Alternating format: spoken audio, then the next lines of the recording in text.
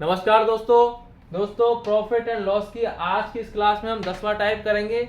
और इस टाइप में मैंने बहुत ही शानदार क्वेश्चन लिए हैं जो कि एग्जाम में बहुत बार पूछे जाते हैं। देखिए इस टाइप में फर्स्ट क्वेश्चन को ध्यान से समझिए। एक आदमी ने 3 वस्तु 2 रुपए के हिसाब से खरीदी और 5 वस्तु 4 रुपए के हिसाब से बेची, तो उसका लाभ या हानि परसेंट बताइए। देखिए इस टाइप के क्वेश्चनों को हम 4 तरीके से करेंगे, जिसमें सबसे फर्स्ट तरीका है, ध्यान से देखिए क्या कह रहा है। 3 वस्तु 2 रुपए के हिसाब से खरीदी, मतलब 3 वस्तुओं का क्रय मूल्य क्या है, 2 रुपए। 3 वस्तुओं का क्रय मूल्य क्या है, 2 रुपए। तो एक वस्तु का क्रय मूल्य क्या हुआ, 2/3 रुपए। ठीक है। इसी प्रकार आगे कह रहा है 5 वस्तु 4 रुपए के हिसाब से बेची, मतलब 5 वस्तुओं का विक्रय मूल्य क्या है, 4 रुपए। 5 वस्तुओं का विक्रय मूल्य क्या है, 4 रुपए। तो एक वस्तु का विक्रय मूल्य क्या है, 4/5 रुपए। ठीक है। अब देख लीजिए लाभ जब होगा जब विक्रय मूल्य ज्यादा होगा, मतलब खरीदी कम में होगी, ज्यादा में बेची होगी। और हानि कब होगी, जब ज्यादा में खरीदी होगी और कम में बेची होगी। तो 4/5 बड़ी है या 2/3, तो 4/5 बड़ी है। तो क्या होएगा, लाभ विक्रय मूल्य ज्यादा है, तो लाभ कितना होगा, 4/5 माइनस 2/3। निकाल लीजिए, सॉल्व कर लीजिए। एलसीएम आ गया 15, 5 तिया 15, 4 ती 12, 3 5 15, 5 दूनी 10। तो कितना आ गया लाभ, 2/15। तो लाभ परसेंट कैसे निकालेंगे, लाभ कितना है 2/15, क्रय मूल्य कितना है 2/3 गुना 100। आगे सॉल्व कर लीजिए। 2/15, 2/3 को ऊपर ले जाएंगे तो उल्टा हो जाएगा, 3/2 गुना 100। काट लीजिए, 2 से 2 कट गया, 3 से 15 को काटेंगे 5 बार, और 5 से 100 को काटेंगे कितनी बार कटा, 20 बार। क्या आंसर आएगा, 20% लाभ। ये समझ में आ गया। ये आपका फर्स्ट तरीका है जो कि काफी लेंथी है। फर्स्ट तरीका देख लिया, ये एक कॉन्सेप्ट समझाने के लिए कि क्वेश्चन क्या कह रहा है और उसको कैसे करते हैं, समझ में आ गया। अब देखिए सेम इसी टाइप से इसको दूसरे तरीके से भी कर सकते हैं। उस तरीके में आपकी यहां से लेके ये जो कैलकुलेशन करी है ये बच जाएगी। ठीक है, ये समझ में आ गया। अब देखिए यहां तक तो हमें वैसे ही करना है, दूसरे तरीके में ये मिटा दूं मैं। देखिए दूसरे तरीके में 3 वस्तुओं का क्रय मूल्य 2 रुपए, तो एक वस्तु का क्रय मूल्य 2/3 रुपए। 5 वस्तुओं का विक्रय मूल्य 4 रुपए, तो एक वस्तु का विक्रय मूल्य 4/5 रुपए। अब देखिए अगर ये भिन्न खत्म हो जाए तो ये कैलकुलेशन बहुत आसान हो जाए, कैलकुलेशन करनी ना पड़े। तो भिन्न को खत्म करने के लिए क्या करते हैं, जो नीचे की संख्या है क्रय मूल्य और विक्रय मूल्य जो भिन्न है, उनमें जो नीचे की संख्या है उनका एलसीएम निकाल लीजिए। तो 3 और 5 का एलसीएम क्या होता है, 15। बस 15 से गुना कर दीजिए दोनों को। देखिए इसको गुना करेंगे तो क्या आ जाएगा, 3 पंजे 15, 5 बार कटा, 5 दूनी 10, तो क्या आ गया 10। और इसको काटेंगे 5 तिया 15, 3 बार कटा, 4 तिया 12, क्या आ गया 12। तो क्रय मूल्य क्या आ गया 10 रुपए, विक्रय मूल्य क्या आ गया 12 रुपए। तो सीधा सा दिख रहा है भाई ज्यादा क्या है, विक्रय मूल्य 12 रुपए। तो अब तो सीधे यही पता लग गया कि लाभ होगा कितना होगा, 12 माइनस 10, 2 रुपए का लाभ। समझ में आ गया। लाभ परसेंट कैसे निकालेंगे, देखिए कितनी कैलकुलेशन बच गई। लाभ 2 है, क्रय मूल्य कितना निकल के आया 10, परसेंट निकालने के 100 से गुना कर दीजिए, काट दीजिए, कितना आ गया 20% आंसर। सबसे अच्छा तरीका है, इसमें आपको बिल्कुल टाइम नहीं लगेगा। एक वस्तु का क्रय मूल्य निकालिए, एक वस्तु का विक्रय मूल्य निकालिए, उनका एलसीएम लेके गुना कीजिए, भिन्न को खत्म कीजिए और लाभ परसेंट निकालिए। सीधी सी बात, बहुत ही आसानी से आंसर निकल के आता है। ये समझ में आ गया, बहुत ही अच्छा तरीका है। ठीक है, अब देखिए तीसरे तरीके से करते हैं।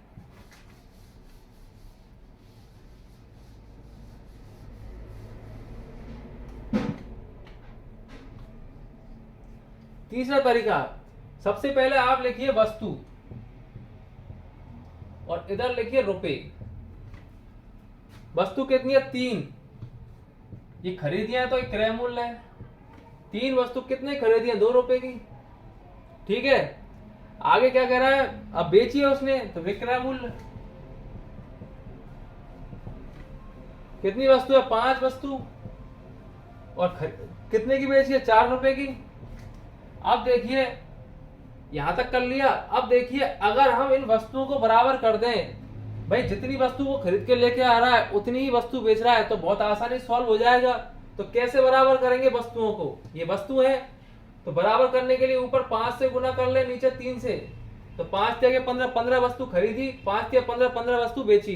अब ये 15 वस्तु कितने में खरीदी होंगी? तो यहाँ 5 से गुना कराए थे, अभी 5 से गुना करेंगे।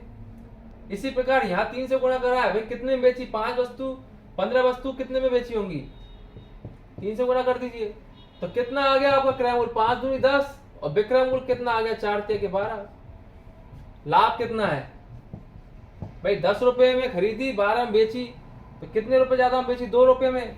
तो लाभ आ गया 2। लाभ परसेंट निकाल लीजिए। 2 बटा क्रय मूल्य क्या है? 10। 2 बटा 10 गुना 100। कितना आंसर आ गया? 20%। ये भी बहुत शानदार तरीका है। समझ में आ गया? इस तरीके से भी आप इस टाइप के क्वेश्चन को कर सकते हैं। अगला तरीका देखिए, चौथा तरीका।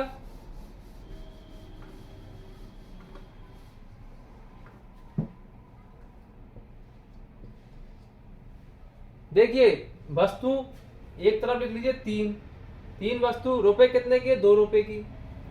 वस्तु कितनी है? 5। कितने की बेच रहा है? 4 रुपए की।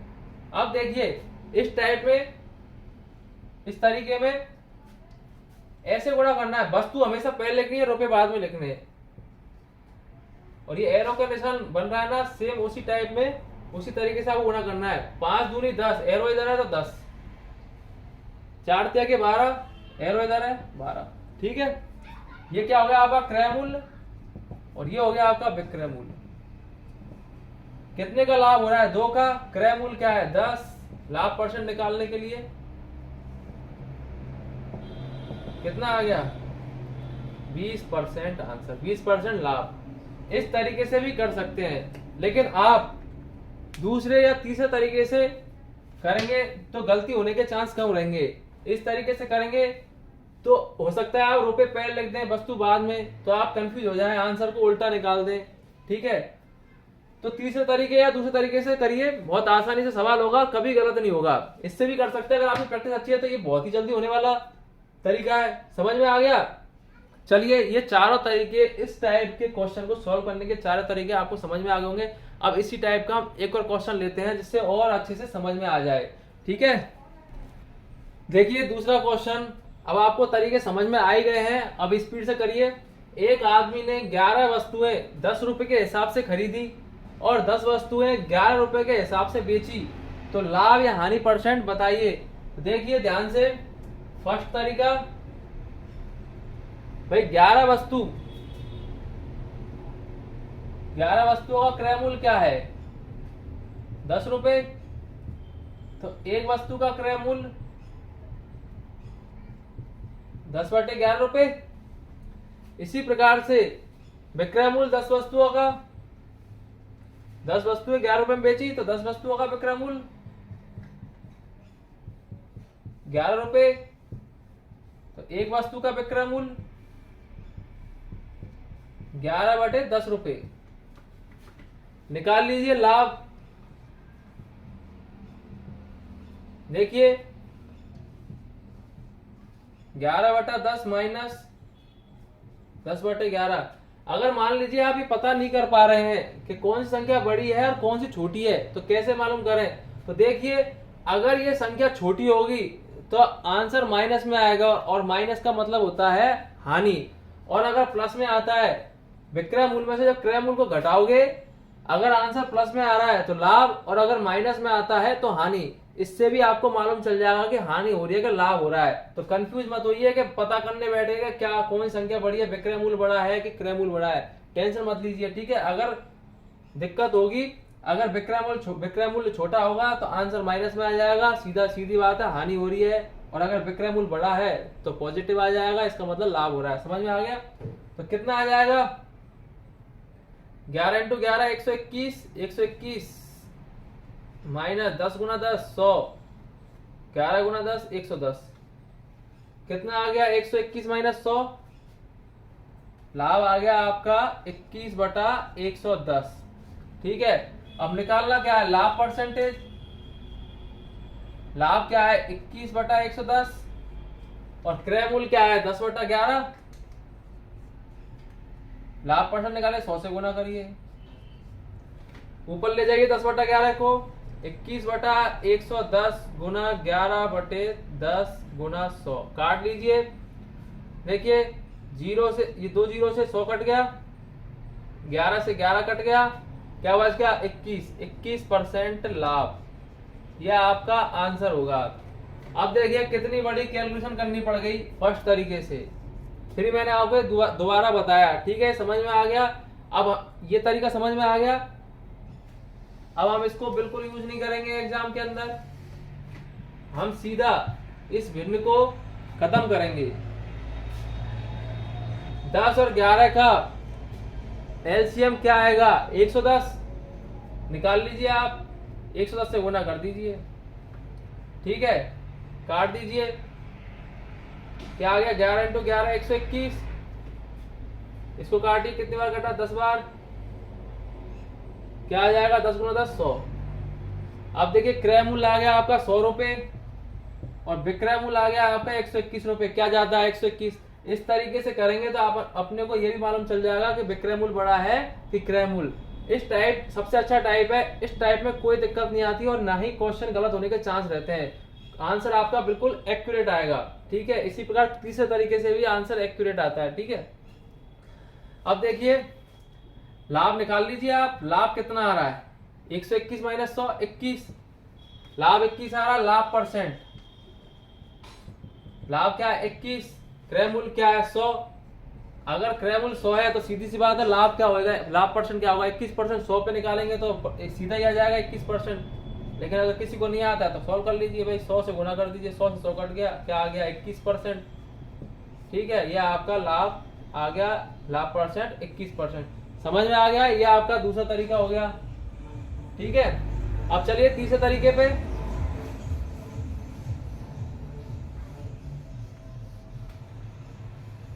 देखिए वस्तु लिखेंगे, 1 मिनट,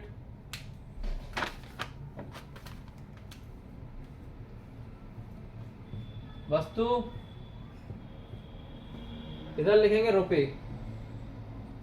सबसे पहले 11 वस्तु 10 रुपए के हिसाब से खरीदी, क्रय मूल्य क्या आ रहा है? 11 वस्तु होगा 10 रुपए। इसी प्रकार विक्रय मूल्य 10 वस्तु होगा 11 रुपए। ठीक है, अब अगर हम इन वस्तुओं को बराबर कर दें तो बहुत आसानी से सॉल्व हो जाएगा। देखिए बराबर करने के लिए ऊपर 10 से गुना कर दूं और नीचे 11 से, तो 11 इंटू 10 110 और 10 इंटू 11 110। 110 वस्तुएं खरीदी, 110 वस्तुएं बेची। भाई 11 वस्तुएं 10 रुपए में बेची तो 110 वस्तुएं, इधर भी 10 से गुना करेंगे। इसी प्रकार नीचे भी 11 से गुना करा है तो 11 से गुना कर देंगे। क्या आ गया? 10 गुना 10 100 और नीचे क्या आ गया? 11 इंटू 11 121। विक्रय मूल्य क्या आ गया? 121 और क्रय मूल्य क्या है? 100 रुपए। कितने का लाभ हो रहा है? 21 रुपए का। ये लाभ है। लाभ परसेंट निकालना है। लाभ परसेंट किस पे निकल रहा है? 100 पे। तो सीधी सी बात है क्या होगा? लाभ परसेंट 21%। समझ में आ गया? जब क्रय मूल्य आपका 100 हो तो जितने का लाभ है वही लाभ परसेंट होता है। समझ में आ गया? या हानि होती है तो हानि परसेंट होता है। ठीक है, ये आपका तीसरा तरीका हो गया, बहुत आसानी से आंसर निकल के आता है। ठीक है, चलिए चौथा तरीका फटाफट, फिर नेक्स्ट क्वेश्चन पे चलेंगे, थोड़ा अलग क्वेश्चन लेंगे। जब भी इस टाइप को करें, चौथे तरीके को आप जब भी करें तो करते वक्त जरूर ये ध्यान रखें कि सबसे पहले लिखना है आपको वस्तु और फिर लिखना है रुपए। इसको करते वक्त ये जरूर ध्यान रखें, वस्तु कितनी है? 11, ये क्रय मूल्य वाली है ना, रुपए 10 और नीचे क्या है? 10 वस्तु विक्रय मूल्य में और रुपए क्या है? 11। गुणा हमेशा ऐसे करना है आपको, इस तरीके से। ठीक है, एरो का निशान जिधर बन रहा है तो 10 गुना 10 कितना आ गया 100। 11 गुना 11 कितना आ गया 121।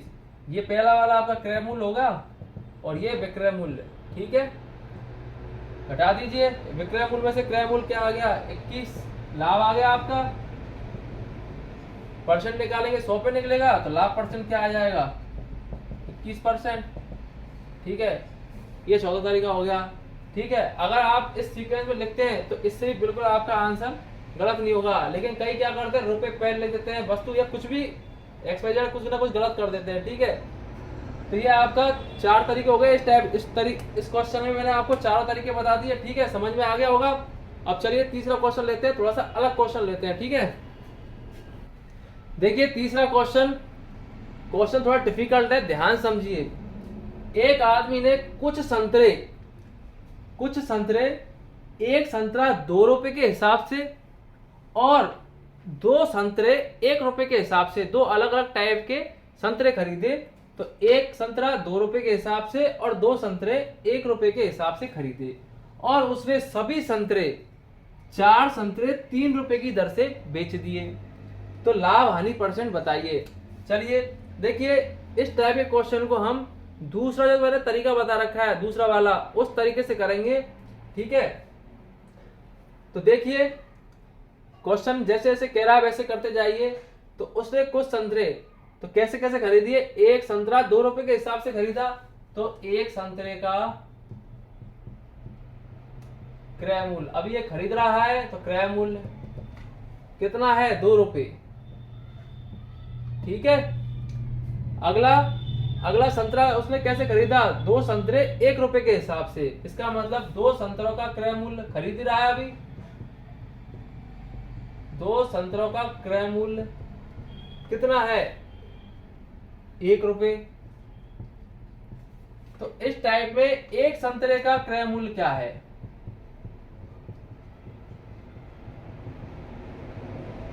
1/2 रुपए। तो देखिए एक टाइप का संतरा खरीदा उसने, एक संतरा 2 रुपए के हिसाब का, और दूसरे टाइप में उसने खरीदा एक संतरा 1/2 रुपए का। इस प्रकार से उसने अलग अलग टाइप के 2 संतरे खरीद लिए।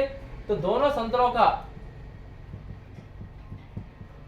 क्रय मूल्य क्या होगा भाई, एक तो उसने 2 रुपए का खरीदा और एक 1/2 रुपए का। तो टोटल कितने का खरीदा, 2 दूनी 4 + 5, 5/2 रुपए का।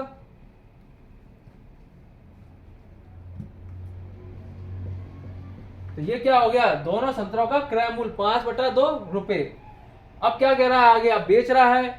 तो उसने किस हिसाब से संतरे बेचे, 4 संतरे 3 रुपए के हिसाब से। तो इसका मतलब 4 संतरों का विक्रय मूल्य कितना है 3 रुपए। तो एक संतरे का विक्रय मूल्य 3/4 रुपए। क्योंकि हमने 2 संतरे खरीदे हैं तो 2 संतरों का विक्रय मूल्य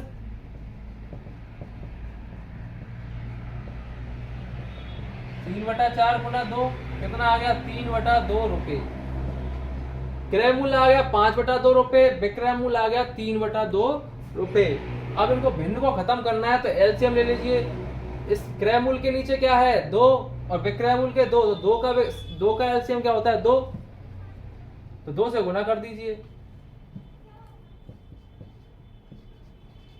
क्या आ जाएगा, 2 से 2 कटा 5 रुपए, और यहाँ क्या आ जाएगा 3 रुपए। अब देखिए क्रय मूल्य आ गया आपका 5 रुपए, विक्रय मूल्य आ गया आपका 3 रुपए। तो क्या ज्यादा है, क्रय मूल्य, मतलब ज्यादा में खरीद के लेके आया और कम में बेच रहा है, तो क्या होगी हानि। तो आप बताइए हानि कितने की हो रही है, 5 में खरीदा 3 में बेचा, 2 रुपए की हानि हो रही है। ठीक है, हानि परसेंट निकालना है आपको। तो क्रय मूल्य क्या है 5 रुपए, हानि परसेंट निकालने 100 से गुना कर दीजिए। 5 से काटिए 100 को, 20 बार कटा, 20 को 2 से गुना करिए, 40% हानि आ जाएगी। ठीक है, तो हानि परसेंट क्या आ गया 40। समझ में आ गया। इस टाइप के क्वेश्चन आपको दिखे तो आप इस तरीके से करिए जिससे आपका क्वेश्चन आसानी से और स्पीड में और पूरी एक्यूरेसी के साथ निकल के आ जाए। बहुत अच्छा तरीका है। ठीक है दोस्तों, अब मैंने आपको 3 क्वेश्चनों के माध्यम से ये टाइप कंप्लीट समझा दिया है। अगर फिर भी आपको कोई डाउट रह गया है तो आप मुझे कमेंट बॉक्स में लिख सकते हैं, मैं अगली क्लास में उस डाउट को पूरी तरीके से क्लियर कर दूंगा।